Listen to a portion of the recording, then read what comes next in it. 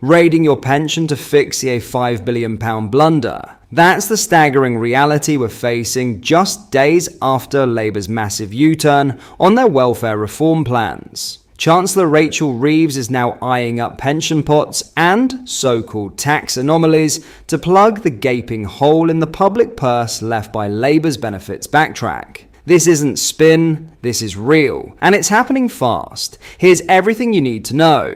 But first, hit the like button and subscribe to the channel for more. We have released our new 0% Liberal t-shirts. You can find them at britishstand.com or go to the link in the description. Let's get back into today's video.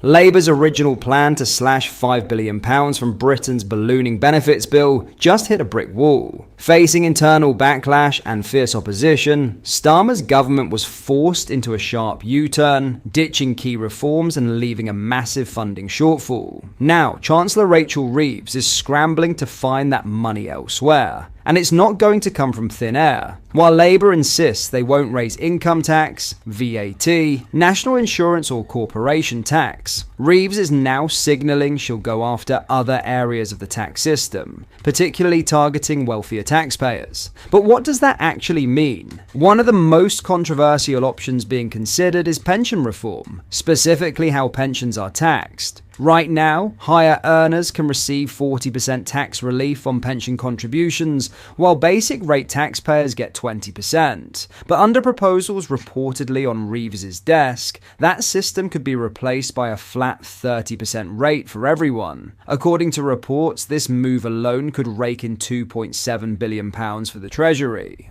There's also talk of reviewing salary sacrifice schemes, which some high earners use to convert wages into pension contributions to avoid tipping into higher tax brackets. Other options on the table include raising capital gains tax, removing certain tax-free arrangements, and even tweaking inheritance tax reliefs. In other words, the money might not come directly from your payslip, but it could come from your future. Reeves herself was grilled about these possibilities after her emotional appearance at Prime Minister's Questions this week. Asked about whether tax rises were coming, she didn't deny it. Instead, she said, "Of course there is a cost," referring to the welfare changes that Parliament had just approved. But she refused to get specific, saying only that the full details would come in the autumn budget, once a new forecast is available. She doubled down on her focus on fiscal discipline, claiming the return to economic stability and recent interest rate cuts are thanks to Labour's responsible approach to managing the economy.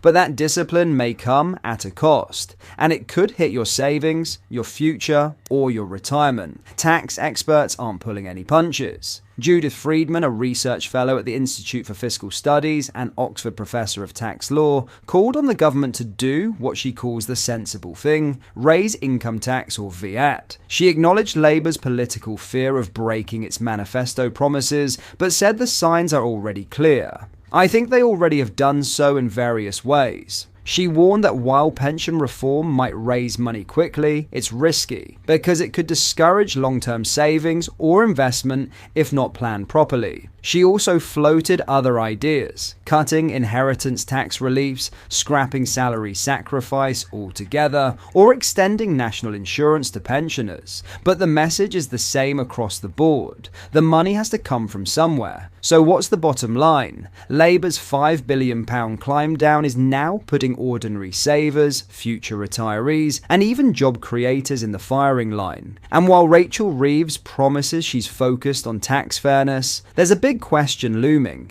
Is this really about fairness, or are we just watching the slow dismantling of the middle-class safety net? We'll find out in the autumn budget. Until then, keep your eyes on your pension pot. Don't forget to like, subscribe, and hit that bell, because what comes next might hit your wallet harder than you think. In other news, a police force is investigating more than 1,000 individuals suspected of participating in child exploitation networks, according to a watchdog assessment. Greater Manchester Police, GMP, is pursuing 1,099 suspects across multiple ongoing ongoing cases, with His Majesty's Inspectorate of Constabulary and Fire and Rescue Services revealing in a report that 714 victims and survivors have been identified in these live investigations. The 76-page report examined how the force handles group-based child sexual exploitation cases. The watchdog found that GMP maintains 59 active multi-victim, multi-offender investigations. A police force is investigating more than 1,000 individuals suspected of participating in child exploitation networks,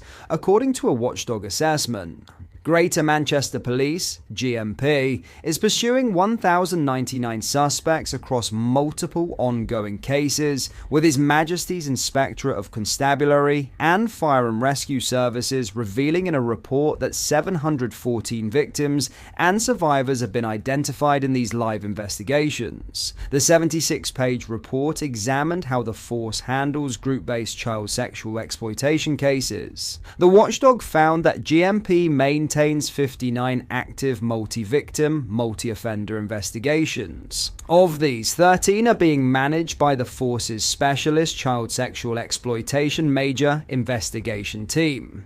GMP created a specialist unit in 2021 dedicated to tackling exploitation rings, becoming the only police service in the country to establish such a team.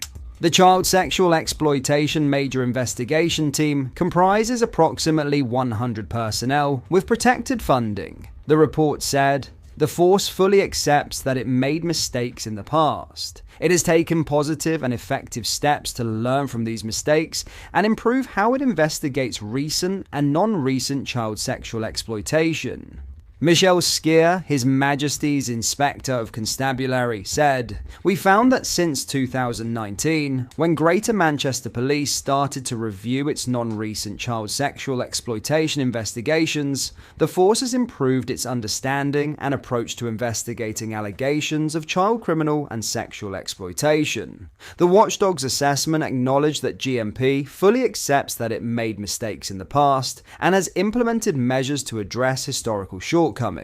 The force's specialist unit and earlier investigations have resulted in 42 criminal convictions, with offenders receiving combined sentences exceeding 430 years. Skier noted that whilst the force has attempted to improve services for exploitation victims over many years, for some, trust and confidence in the police had been lost, and the force would not be able to rectify their experiences. Skier said, "It is vital that improvements are led by victims' experiences, and if they do come forward, they are supported, protected, and taken seriously." The force has developed new intelligence systems to track demographic data, including age, sex, and ethnicity of victims and suspects. These intelligence products create detailed threat profiles to identify emerging risks. However, the report highlighted significant obstacles in obtaining information from local authorities. Manchester City Council's intelligence took months to provide and was so heavily redacted that some pages contained only a few words,